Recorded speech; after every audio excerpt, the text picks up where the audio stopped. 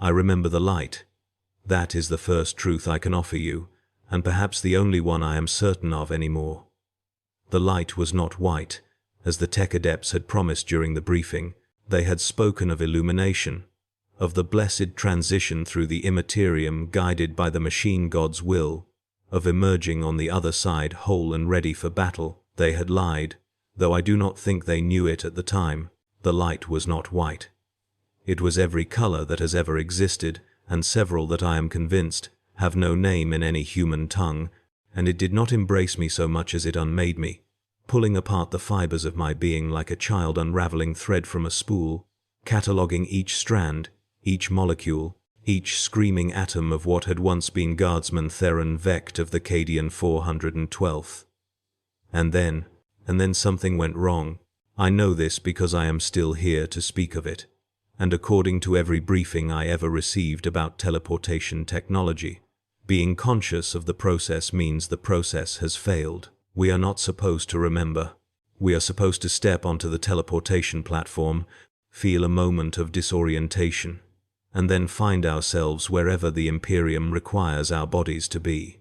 We are not supposed to experience the journey. We are not supposed to feel ourselves being translated into information, transmitted through spaces that exist between spaces, and reassembled according to patterns stored in cogitator banks older than most planetary civilizations. But I felt it. I felt all of it.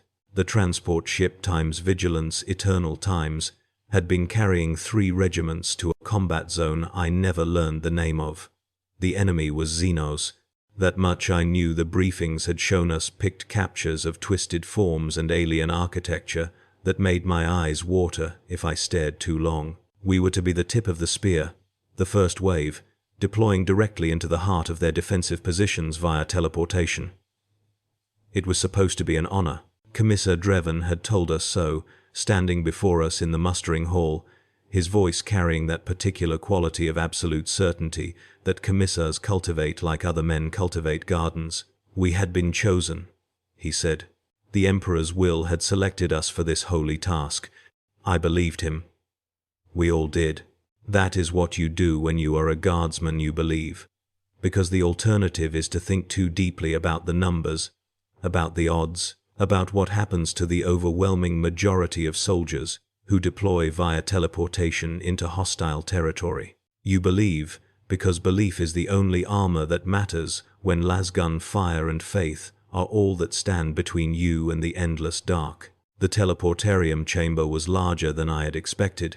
A vast cylindrical space deep in the ship's belly where the walls were covered in brass circuitry and hanging cables thick as a man's arm. Servitors moved along overhead rails, their dead eyes fixed on tasks I could not comprehend, their augmetic limbs making minute adjustments to machinery that hummed with barely contained power. The platform itself was a raised disc of blackened metal, wide enough to hold an entire squad at once, surrounded by pylons that crackled with energy the color of sick lightning. We filed on in silence.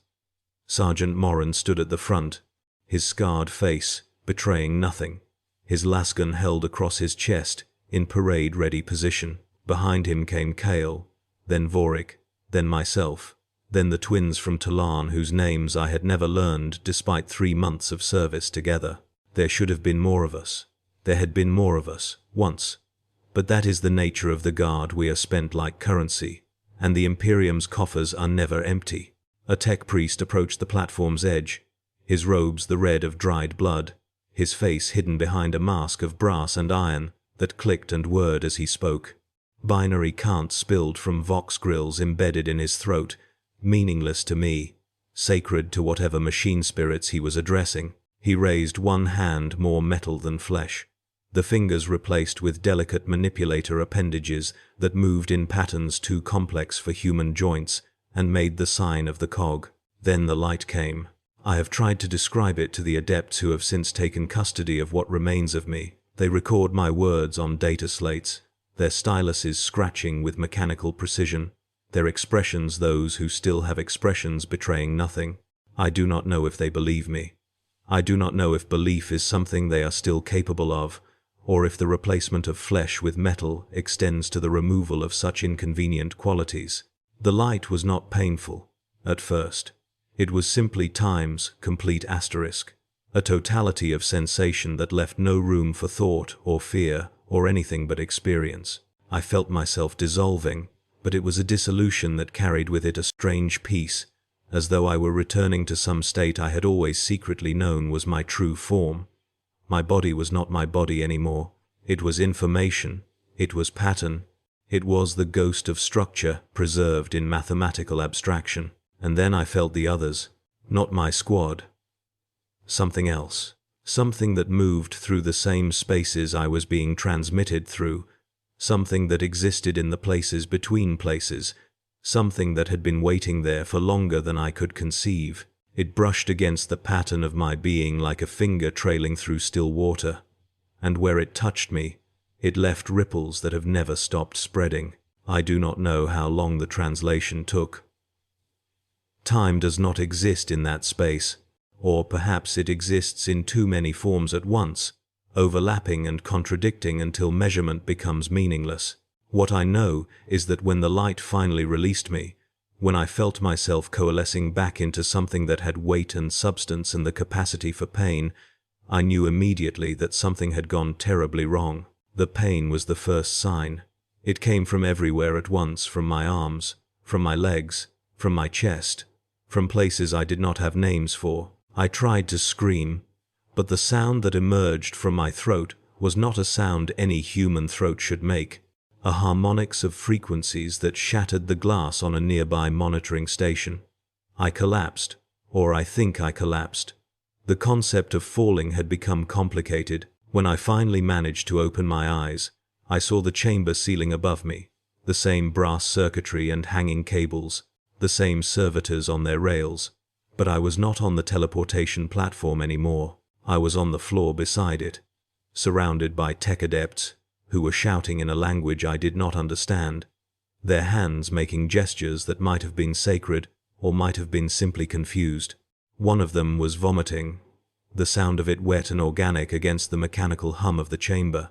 I tried to sit up. I tried to raise my hand to my face, to feel if my features were still my own. That was when I discovered that I had 3 hands now, and only one of them was mine. The second hand was larger than my own, the knuckles scarred with old burns, the fingers thick and calloused from years of weapon maintenance. I recognized it. I had seen it 100 times across firing ranges and mess halls and the cramped confines of transport ships. It was Sergeant Moran's hand, and it was attached to my wrist, growing from the same joint that my own hand grew from, the 2 appendages emerging from a single point like some terrible flower with too many petals. The third hand was smaller, feminine, the nails painted with the blue and white patterns of Talan tradition, one of the twins. I never did learn which one. I screamed again, and this time the sound was almost human, and the tech adepts descended upon me with syringes and restraints and words of supposed comfort that I could not hear over the roaring in my ears. The last thing I remember before the sedatives took hold was looking down at my chest and seeing too many heartbeats pulsing beneath skin that was no longer entirely mine, a percussion of life that had no business existing in a single body. They tell me I was unconscious for 6 days. I do not know if they are telling the truth. Time has become unreliable. Here in the facility they have brought me to, this place of white walls and humming machinery and adepts who regard me with expressions I cannot read.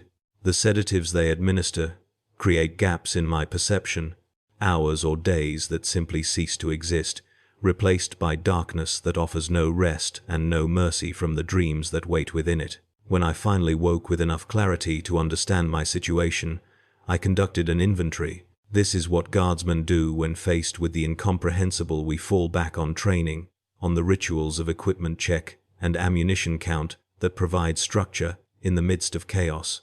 I inventoried myself the way I would have inventoried my kit before a battle, methodically, dispassionately, refusing to acknowledge the horror until I had catalogued its full extent. I have 3 arms on my left side. My original arm remains, though its positioning has shifted, the shoulder socket having migrated several centimeters toward my spine.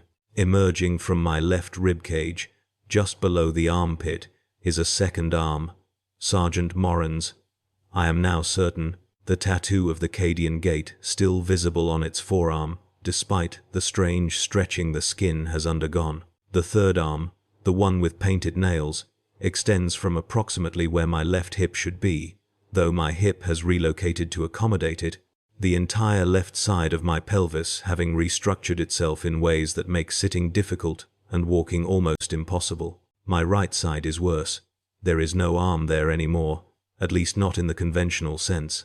Instead, there is a mass of tissue that might once have been multiple arms, fused together into something that resembles a limb, only if you are generous in your definitions. I can move it, after a fashion. There are too many joints, bending in directions that arms were never meant to bend, and at the end of it, there are fingers, too many fingers, perhaps a dozen, perhaps more. I have lost count each time I tried to number them. They seem to shift when I am not watching directly. My torso has become a geography of borrowed flesh. I can feel the boundaries between what was mine and what was not. Ridges of scar tissue that trace the outlines of merging. Places where skin of different textures and different colors meets in lines that itch constantly. There are two navels. There is a nipple in the middle of my back. There is what I believe to be an ear, or part of an ear, growing from my lower abdomen, and sometimes I swear I can hear through it sounds from elsewhere in the facility, conversations in languages I do not speak, and once, just once, a voice that sounded like Sergeant Moran's, whispering words I could not make out. My face remains mostly my own. This is the cruelty that I have come to understand as deliberate, though I cannot say who or what might be responsible for such deliberation. My face is recognizable, familiar, the same features I have worn since childhood, the same eyes that looked back at me from polished metal surfaces in the barracks. But my face is surrounded by a landscape of horror, by additional features that press against my own like passengers crowding onto a transport, demanding space, demanding acknowledgement. There is a partial mouth on my right cheek, lipless, tongueless, but containing teeth that grind against each other when I sleep. There is an eye on the side of my neck, and it sees things my other eyes do not. Shadows and movements and shapes at the edge of perception that I have learned not to look at directly. I should be dead. Every biological principle I understand suggests that I should be dead. The merging of multiple bodies into a single form should have killed me instantly. Organ failure, immune rejection, the simple impossibility of running parallel circulatory systems through tissue that was never designed to accommodate them.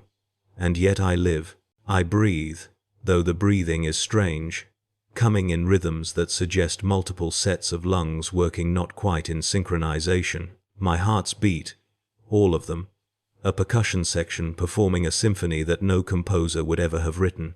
The tech adepts have theories. They share them with me sometimes, in moments when they seem to forget that I am a patient rather than a specimen, when their excitement at the impossibility of my existence overcomes their professional detachment. They speak of probability matrices and materialization errors, of quantum entanglement, and the consequences of multiple patterns attempting to occupy the same space at the same moment of reassembly. They speak of the teleportarium's machine spirit, which has since been excised and subjected to rites of purification that involved fire and prayer and the application of implements I was not shown. They speak of the others. This was the first revelation that made me understand my situation was not unique, not a singular accident never before seen or documented.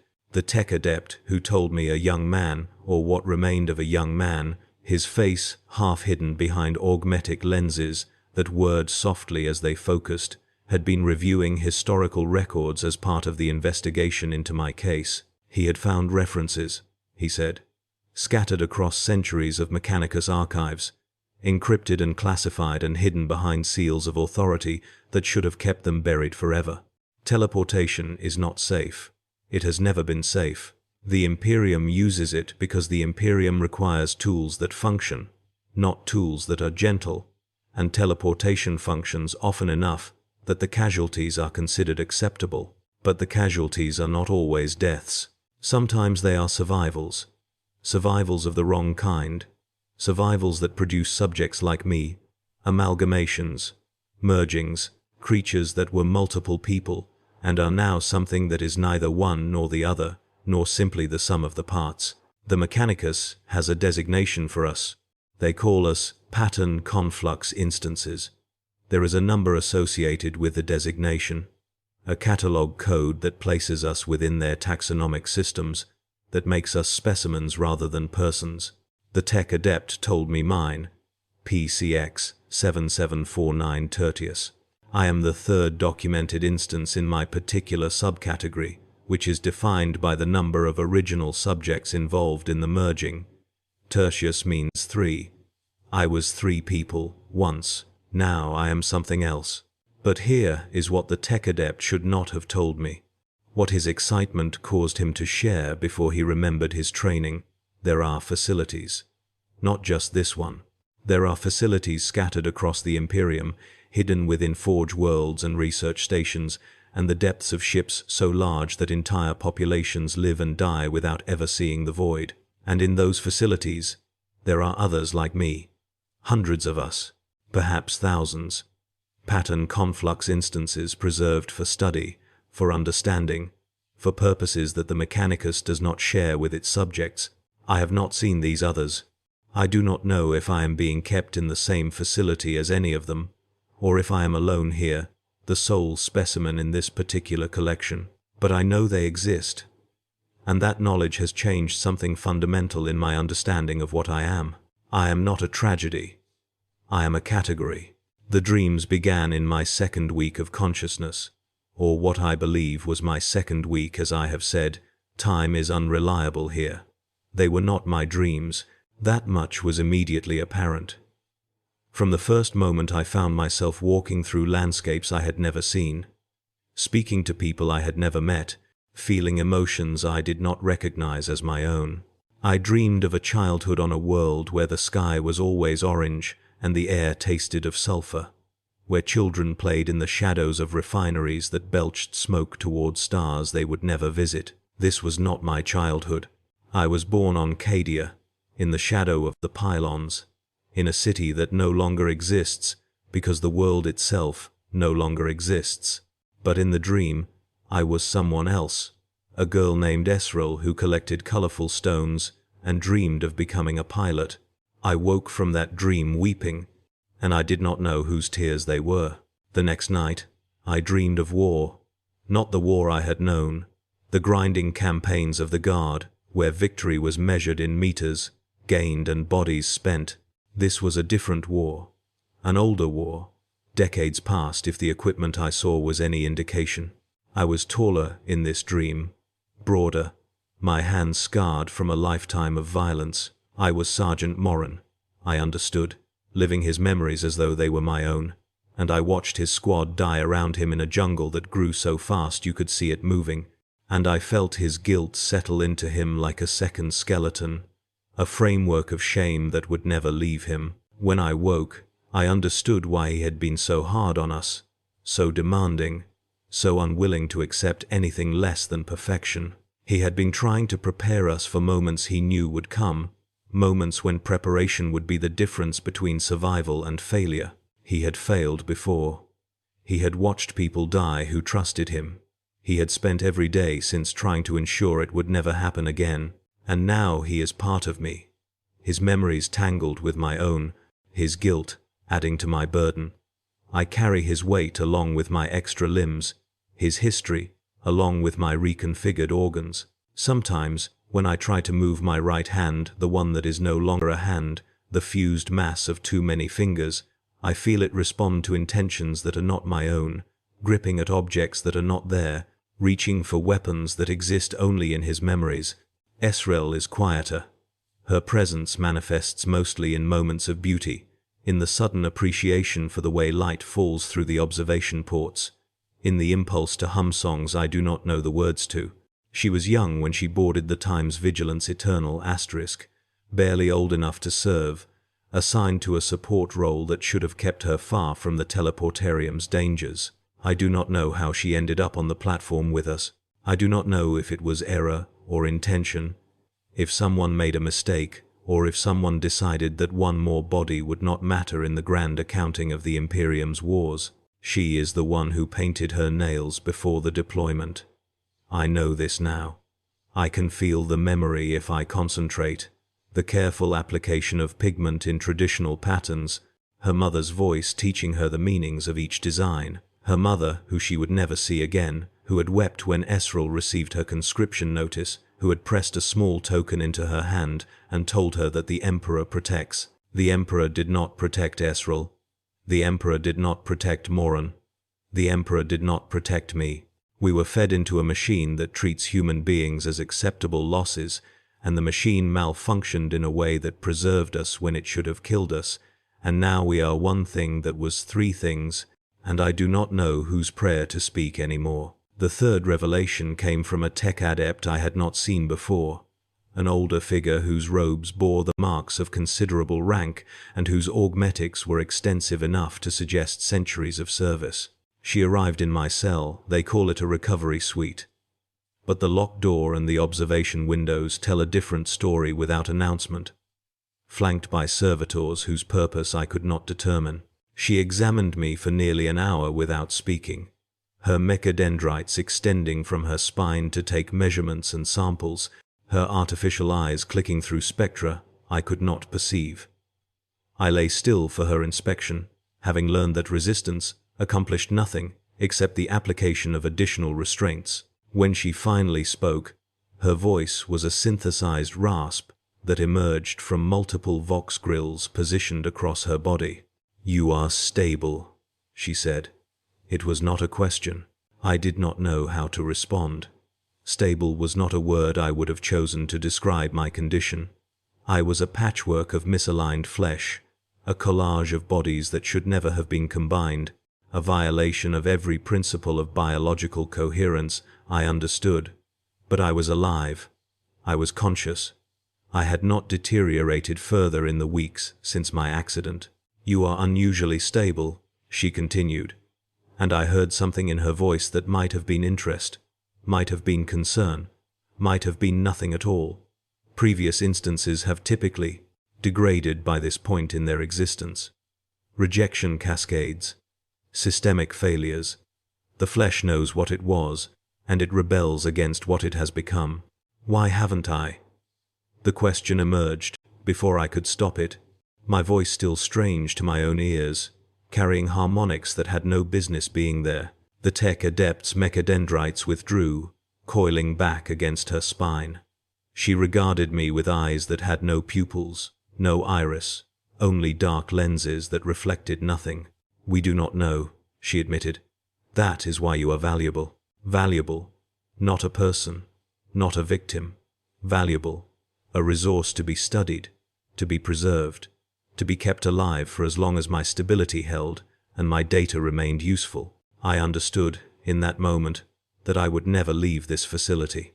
I understood that my existence had become an experiment, and the experiment would not end until my body finally surrendered to the impossibility of what it had become.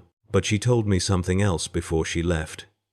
Something that has haunted me in the days since, that has woven itself into my dreams alongside Moran's guilt and Esrel's homesickness. "The others," I said, as she turned toward the door. "The other pattern conflux instances. What happened to them?" She paused. For a moment, I thought she would not answer, would simply leave me with my questions unanswered, another cruelty in a universe full of them. But something made her turn back, made her offer me this fragment of terrible knowledge. "Some are still here," she said. "In the lower levels. They are no longer suitable for interaction. But they persist. The machine god, in its wisdom, has seen fit to preserve them long past the point when natural processes would have ended their suffering." I asked how many. She told me the number. I will not repeat it here. The lower levels became my obsession. I thought about them constantly, during the long hours between examinations, during the longer nights when sleep brought only borrowed memories and borrowed grief. I imagined what waited down there, what forms the machine god's preservation had taken, what horrors had been created in teleportation accidents far worse than my own. I asked every tech adept who entered my cell. Most refused to answer. Some did not seem to know what I was talking about, their clearance apparently insufficient to grant them knowledge of the facility's full scope. But a few, those whose curiosity overcame their training, those whose humanity had not yet been fully replaced, confirmed what the senior adept had told me. Yes, there were lower levels. Yes, there were other instances there. Yes, it was better not to think about them, better not to think about them, as though thinking were something I could control, as though the knowledge could be unfelt, unknown, returned to whatever archive it had been drawn from. I lay in my cell with my too many arms and my too many hearts and my too many memories, and I thought about the lower levels, and I wondered if I would end up there eventually, if my unusual stability would fade, if I would join the others in whatever half-existence they endured. Morin's voice came to me sometimes, in those moments, not from the partial mouth on my cheek that feature makes sounds, but they are not words, merely the grinding of teeth and the wet clicking of tissue that was never meant to function as a speaking apparatus. No, Morin's voice came from within, from the parts of me that were him, fragments of consciousness that sometimes surfaced like debris from a sunken ship. He told me to survive. He told me that survival was the first duty of a soldier, that everything else came after, that you could not fight, or plan, or hope if you were dead. His voice was gruff, practical, the same tone he had used when drilling us on combat maneuvers or criticizing our maintenance of equipment. He told me that what we had become did not matter, that what mattered was what we did with our becoming, that the Emperor, but even in my mind, even in the fragments of Morin that persisted within my merged flesh, the invocation of the Emperor rang hollow. What protection had he offered us? What guidance? We had served faithfully, had believed sincerely, had marched into the light of the teleportarium with prayers on our lips and faith in our hearts, and the light had torn us apart and reassembled us wrong, and no divine intervention had prevented it, and no divine comfort had followed. Esrael's presence offered a different counsel. She was quieter than Morin, her voice emerging only in moments of stillness, in the gaps between medical examinations and the administration of nutrients through tubes I tried not to look at. She did not speak of duty or survival. She spoke of acceptance, of the peace that came from surrendering to circumstances beyond control, of the beauty that existed even in horror if you knew how to look for it. She had been afraid, she told me, in those last moments on the teleportation platform as the light began to build around us. She had been terrified. She had not wanted to die. She had not wanted to fight. She had wanted to go home, to see her mother again, to watch the orange sky turn to purple as the suns set behind the refineries. She had wanted so many things, and the Imperium had needed her body for its war, and so she had stood on the platform and closed her eyes and prayed. Her prayer had not been answered, not in any way she would have recognized, but she was still here, in a sense. Part of her persisted, tangled with me and with Morin, and perhaps that was a kind of continuation, a kind of survival. Perhaps the Emperor worked in ways too subtle for mortal understanding. Perhaps there was meaning in our merging that we simply could not perceive. I wanted to believe her. I wanted to accept her counsel of acceptance, her faith in purposes beyond comprehension. But I had seen too much, had felt too much, had experienced my own dissolution and reconstitution in ways that left no room for comforting interpretation. There was no meaning in what had happened to us. There was only malfunction, error, the failure of ancient technology that should never have been trusted with living cargo. And there were the lower levels, where others like us waited in states I could not imagine, preserved by a machine god whose mercies were indistinguishable from cruelties. The escape attempt was not planned. I want to be clear about that. For whatever record this confession might become, for whatever adept might someday read these words and try to understand what happened here, I did not scheme. I did not prepare. The opportunity simply presented itself, and something within me, some fragment of Morin's tactical instinct, some sliver of Esrael's desperate hope seized upon it before the rest of me could object. The tech adept who entered my cell that morning was young, newly augmented, still learning the rituals and protocols of his order. His hands shook slightly as he prepared the equipment for my daily examination, and his eyes, still organic, still capable of expressing emotion, kept darting to my form with barely concealed revulsion. He was afraid of me. I had not considered this before, had not thought about how I appeared to others, had been so consumed by my own horror that I had not recognized it reflected in those around me. He made a mistake with the restraints. A simple error, the kind that experience teaches you to avoid, the kind that a more seasoned adept would never have committed. He released my left wrist before securing my right, creating a window of movement that should not have existed, that his training should have prevented. Morin's reflexes moved my arm before I consciously decided to act. The hand that had been his closed around the adept's throat, and the strength in that grip was not mine, was the product of decades of combat and training that lived now in flesh that was partially my own. The adept made a sound, a choked gurgle, and his augmetic eyes widened, and I watched my borrowed hand squeeze until the sound stopped. I do not know if I killed him. I did not wait to find out. I pulled the restraints from my other limbs, my coordination still uncertain, my movements still the result of too many impulses from too many sources, and I rolled from the examination table, and I fell, and I crawled, and eventually I found my feet, or the approximation of feet that my lower body now possessed. The door was not locked from inside. Another error, another failing of protocol. I pushed it open and found myself in a corridor I had never seen. White walls marked with directional symbols I could not interpret, the hum of machinery all around me, the smell of recycled air, and something else beneath it, something organic and wrong. I moved through the facility without direction, without plan, following impulses I could not explain. Morin's voice urged me toward what he perceived as tactical objectives, control rooms, communication centers, points of vulnerability that might allow me to signal for help or disable the facility's functions. Esrael's voice whispered of exits, of escape, of open spaces where the orange sky might wait just out of sight. My own thoughts were chaos, terror, and exhilaration tangled together. The simple animal joy of movement after so long in confinement. Alarms began to sound as I reached the first stairwell. Red lights pulsed in the ceiling, and voices echoed from speakers I could not see, and I heard the heavy footfalls of response teams somewhere behind me. I descended, choosing down because down was easier, because gravity assisted my uncertain locomotion, because some part of me remembered the senior adept's words about the lower levels and wanted to see, needed to see, could not accept the unknowing any longer. The stairs went deeper than I had expected.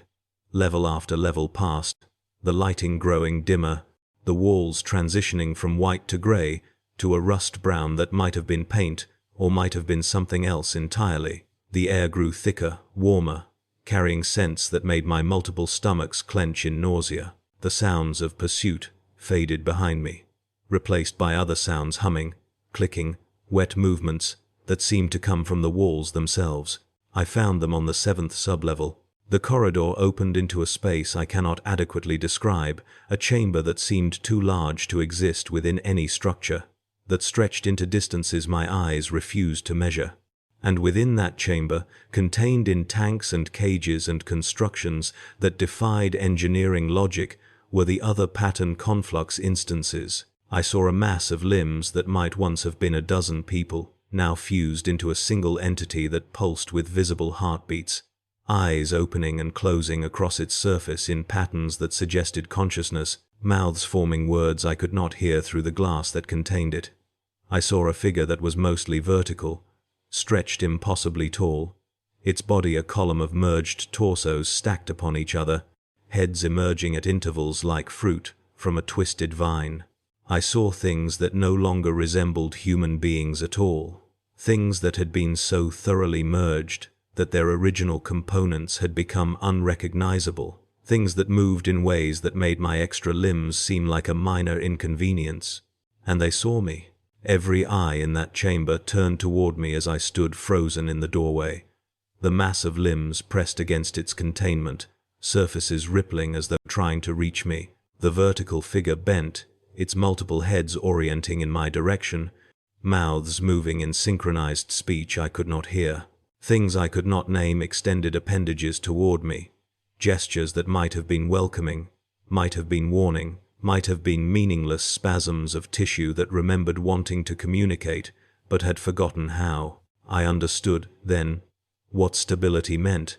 I understood why the senior adept had called me valuable, why the facility had preserved me so carefully, why my consciousness had been maintained when others had apparently degraded into these forms of merged flesh. I was early. I was new. I was what they had been, once, before time and merging had erased the boundaries between individuals entirely, before the borrowed memories and borrowed flesh had overwhelmed whatever original identities had existed. This was my future. Not death, not release, not even the strange half-existence I had been enduring. This was what awaited me as the years passed, as Morin and Esrel and Theron continued to dissolve into each other, as the pattern conflux completed its terrible work. I would become one of them, a specimen in a collection, a data point in an experiment that had been running for centuries. I do not remember falling to my knees. I do not remember the sounds I made. I remember only the weight of understanding, the crushing finality of knowing my fate, the loss of hope, so complete that it felt almost like peace. The response team found me there, huddled before the gallery of my future selves, and I did not resist when they dragged me away. They have moved me to a new cell. The old one, I am told, has been sterilized, the young adept's body removed, the equipment replaced. I am not certain this is true. I am not certain of anything anymore, except that I am still here, still breathing, still carrying 3 lives in one body, and waiting for the boundaries between them to dissolve completely. The senior adept visited me again, yesterday or perhaps the day before. Time continues to slip, hours folding into each other, days becoming indistinguishable. She stood at the observation window and watched me for a long time before speaking. "You saw them," she said. Not a question. I did not respond. What was there to say? "Most subjects who reach the lower levels do not return," she continued. "The psychological trauma is typically sufficient to trigger rapid deterioration. Rejection cascades initiated by stress responses, the mind breaking and taking the body with it." I looked at her through the window's glass, at the dark lenses where her eyes should have been, but not me. Not yet. She tilted her head, a gesture that seemed almost human despite her extensive augmentation. "Your stability continues to surprise us. The merging has not progressed at expected rates. Your original identity persists longer than our models predicted." "What does that mean?" "It means you are valuable," she said, and the words sounded different now, heavier, carrying implications I could not fully pass. "It means we will study you for as long as you persist. It means your data will contribute to our understanding of the teleportation process and its failure modes. It means, Guardsman Vect, that you have become useful to the machine god's designs." She left me with those words, left me to contemplate usefulness and value and the strange comfort of being a resource rather than a victim. At least, my suffering served a purpose. At least the merger of Morin and Esrel and myself would contribute to some greater understanding, some future improvement in the technologies that had destroyed us. But I have thought about her words in the days since, and I have begun to suspect that comfort is precisely what they wanted me to feel. The machine god does not offer comfort. The Imperium does not explain itself to its subjects. The fact that they told me anything at all, that they revealed my value and my future, and the purpose my existence might serve, this was deliberate. This was calculated. This was management of a resource that might otherwise deteriorate. They need me stable. They need me sane, or as close to sane as a pattern conflux instance can be. And so they offered me purpose, offered me meaning, offered me the knowledge that my suffering was not pointless, even as they prepared to study that suffering for as long as it lasted. Morin understands this. His voice has grown clearer in recent days, more distinct from my own, as though the time since my escape attempt has strengthened whatever separates us rather than dissolving it. He tells me that we are being manipulated, that the information we have been given was chosen specifically to produce desired responses, that our captors are far more sophisticated than their apparent indifference suggests. But he also tells me that manipulation does not make the information false. We are valuable. We are stable. We will be preserved, studied, maintained, until our patterns finally fail. And there is, perhaps, a kind of honor in that, in serving the Imperium, even in this form, in contributing to its endless war against the darkness, even as we become something less than human. Esrel disagrees. Her voice has grown quieter, harder to distinguish from my own, as though the same process that has clarified Morin is dissolving her. She tells me that there is no honor in what has been done to us, that our suffering serves no purpose that justifies its infliction, that the Imperium which fed us into its machines deserves no loyalty from the machine's wreckage. She tells me to remember her mother's face, and I realize that I can, that her memories have become mine completely, that I can feel the roughness of the token pressed into her palm, and the warmth of an embrace she will never feel again. I am becoming her, I think, not absorbing her, not overwhelming her, but merging with her in ways that will eventually make the distinction meaningless, just as I am becoming Morin, just as he is becoming me. The pattern conflux continues its work, even as our captors praise our stability. We are simply merging more slowly than expected, more thoroughly, preserving more of what we were, even as we become what we will be.